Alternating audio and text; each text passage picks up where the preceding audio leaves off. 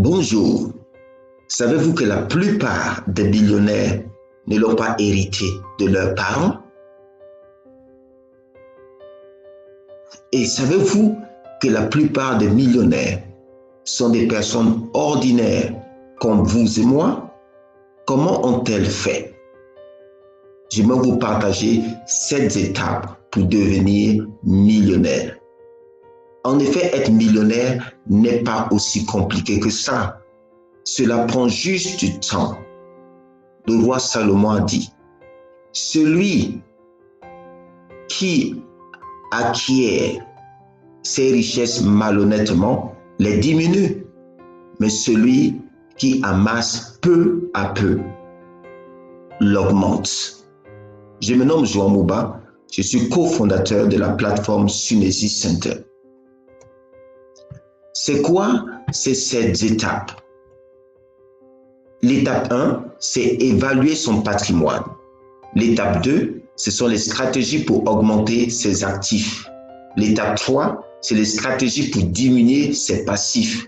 L'étape 4, c'est monter un portefeuille à 1 million d'euros. L'étape 5, c'est la mentalité du millionnaire.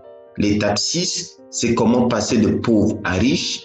Et l'étape 7, c'est l'alliance du riche avec Dieu. Pourquoi ces 7 étapes? Parce que la plupart des personnes ont des faux préjugés sur les millionnaires. Elles pensent que devenir millionnaire est une affaire de chance, d'héritage, de coefficient intellectuel, ou en fait qu'il faut être malhonnête pour être millionnaire. Mais devenir millionnaire est plus une affaire de principe que de salaire et de conditions sociales. Et à qui s'adressent ces 7 étapes? Vous êtes étudiant et vous voulez poursuivre votre destinée et vous ne voulez pas que cette décision dépende de votre niveau financier. Vous êtes jeune professionnel qui veut être un honnête intendant des richesses que Dieu fera passer entre ses mains. Vous êtes quelqu'un qui veut impacter positivement son environnement, résoudre des problèmes qu'on voit parfois sur cette terre. Donc hier, nous avons vu l'étape 1, évaluer son patrimoine. On avait vu que le plus important, c'était de chercher à acquérir plus d'actifs que de passifs. Un actif, c'est quelque chose qui met de l'argent dans votre poche. Et un passif, c'est quelque chose que vous possédez, mais qui prend l'argent de votre poche. Et la somme de vos actifs, moins la somme de vos passifs, donne ce qu'on appelle votre patrimoine. Maintenant, aujourd'hui, nous allons voir les stratégies pour augmenter ces actifs. Donc, un actif, c'est quelque chose qui produit une valeur positive. Par exemple, un emploi vous produit un salaire. Le salaire n'est pas un actif. Le salaire est le résultat d'un actif, qui est un emploi.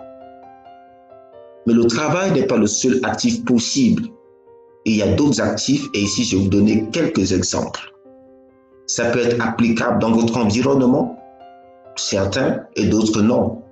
Et peut-être aussi d'autres types d'actifs dans votre environnement aussi que vous pouvez identifier. Donc, la première chose, c'est le développement personnel, c'est-à-dire augmenter votre intelligence financière, vos dons, vos talents, donc vos capacités. Parce que cette sagesse en finance que vous allez acquérir a la capacité de vous montrer comment investir, comment sortir des dettes, comment construire des relations d'affaires, etc. Donc, si vous développez personnellement, si vous développez vos capacités en finance, votre niveau d'intelligence financière va vous ouvrir des possibilités de produire, d'accord, de la richesse, d'identifier des opportunités, des problèmes autour de vous, des avenues de production, des avenues de multiplication. Et vous pourrez les saisir. Et cela passe par quoi? Par exemple, par des lectures. Est-ce que vous lisez un livre, au moins par an, ou chaque trimestre, sur sur les finances personnelles, la gestion des finances personnelles. Sinon, alors il est important de prendre ce pas. Regardez dans votre entourage, ou parfois certaines vidéos des enseignants équilibrés sur les finances qui peuvent vous aider à mieux comprendre ce domaine, à mieux comprendre votre patrimoine, à mieux comprendre vos habitudes de dépenses, à mieux comprendre comment vous pouvez commencer à épargner. Donc, le développement personnel.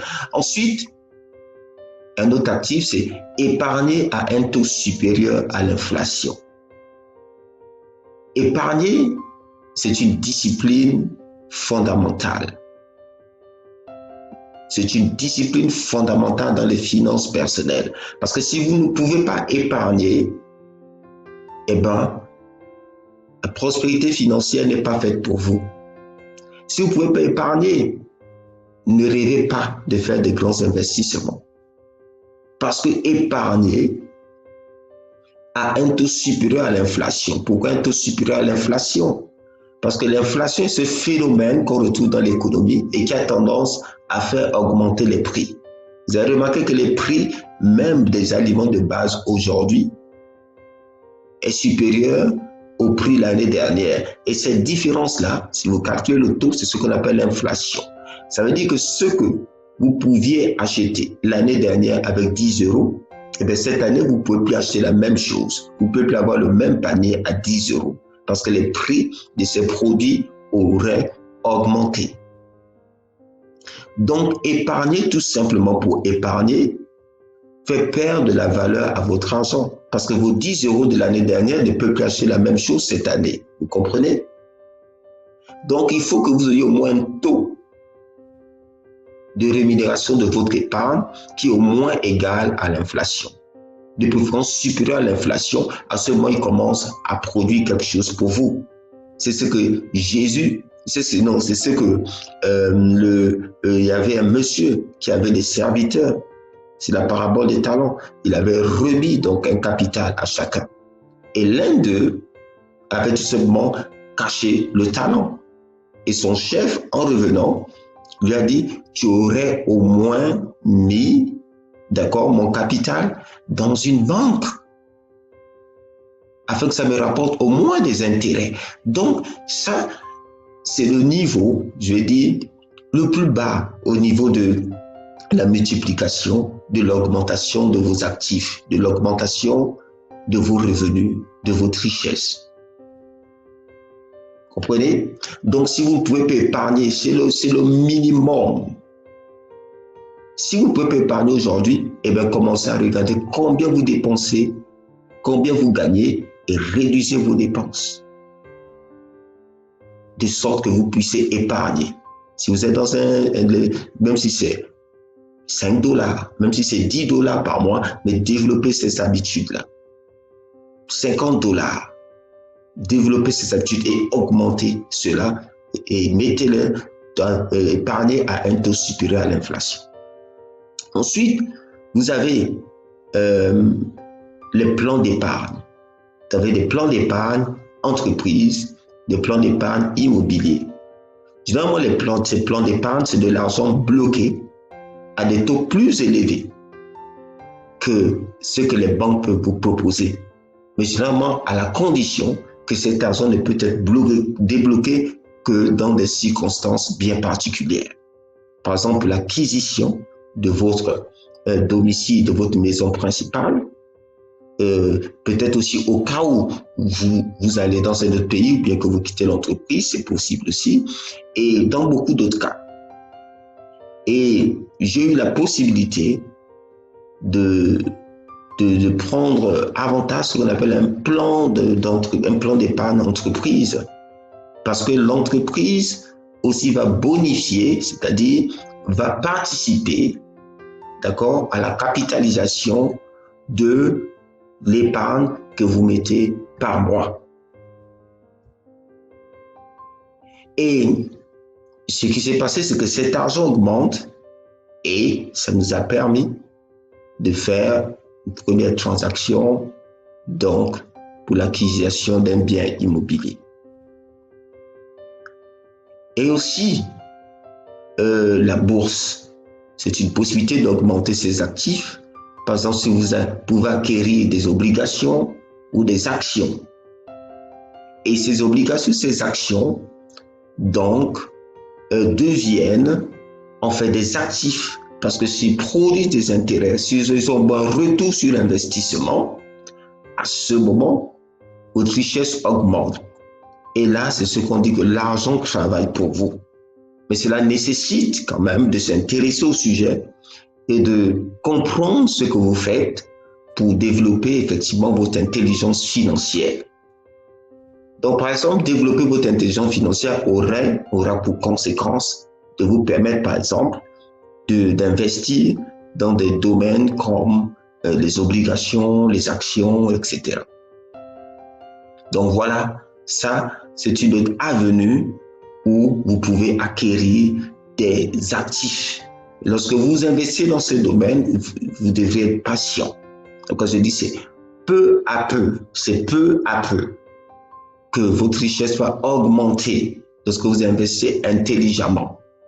Ça peut nécessiter des années, mais investissez, commencez. Voilà, plusieurs personnes parlent d'investissement, mais n'investissent pas. Une autre avenue pour acquérir des actifs intéressants sur le domaine de l'immobilier, c'est-à-dire acquérir, par exemple, des biens ou construire des biens et les mettre en location ou les revendre avec bénéfice. Et investir dans la pierre, c'est un des investissements que je recommande parce que la pierre, elle est physique, elle est concrète, l'immobilier est concret et c'est une richesse vraiment naturelle. Un autre domaine peut être de créer ou racheter une entreprise qui est une avenue vraiment qui peut vous amener de gros bénéfices. C'est de développer votre intelligence financière au point de devenir capable de créer ou de racheter une entreprise, un business. Il y a des entreprises qui marchent dans plusieurs domaines. Il ne s'agit pas nécessairement de dire quel est le domaine qui marche. Non, il s'agit de vous. Si vous développez votre intelligence financière, aujourd'hui, il y a des personnes qui créent des entreprises fructueuses dans différents domaines, l'immobilier, les assurances, l'alimentation, l'agronomie, la cuisine, etc. La pêche. Voilà, il y a des entreprises fructueuses dans tous les domaines. Ça dépend beaucoup plus de vous. D'accord? Donc, développer cette capacité qui est un des plus gros actifs pour vous. Vous pourrez créer ou racheter une entreprise. Un autre domaine aussi que vous pouvez considérer, c'est le domaine, par exemple, d'acquérir des objets de valeur, comme quoi l'or, l'argent, voilà, les métaux. Certains aussi, ça peut être quoi? Ça peut être des brevets, ça peut être des patents. Donc, c'est des choses que si des personnes, voilà, veulent réutiliser et où vous avez des droits, alors à ce moment-là, c'est parce que ces personnes doivent vous payer des royalties. D'accord? Par exemple, j'ai écrit des livres et ces livres-là aussi, c'est des droits d'auteur. Et ces livres-là, en les commercialisant, ce sont des actifs pour moi. D'accord? C'est de la propriété intellectuelle.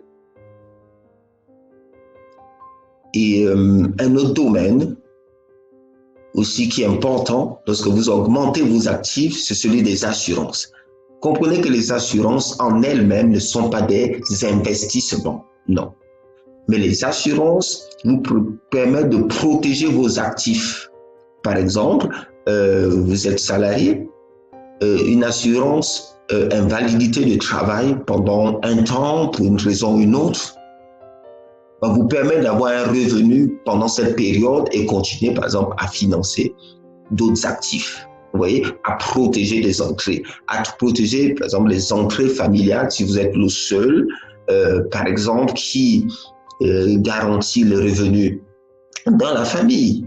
Donc, vous voyez, donc les assurances vie, Donc, certains fonds qui leur permettent de se protéger au cas où il arrivait vraiment quelque chose de terrible à la personne. Il y a des assurances pour les véhicules, des assurances pour les maisons qui permettent d'assurer en cas de problème particuliers, comme des inondations, comme voilà, donc les assurances nous permettent de protéger de sorte que vos épargnes, vos actifs, voilà, ne vous seront pas impactés, ne seront pas détruits ou bien consommés pour résoudre ce genre de situation.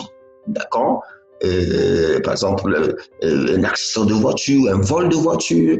Vous voyez, vous risquez d'être obligé peut-être d'acheter une autre si c'est vraiment un outil de travail pour vous. Mais si vous êtes assuré, ça vous permet de protéger donc une partie de ces actifs. Donc voilà, si vous voulez aller plus loin, je vous recommande donc de vous inscrire à notre newsletter 5 pas de fourmi pour atteindre la paix financière.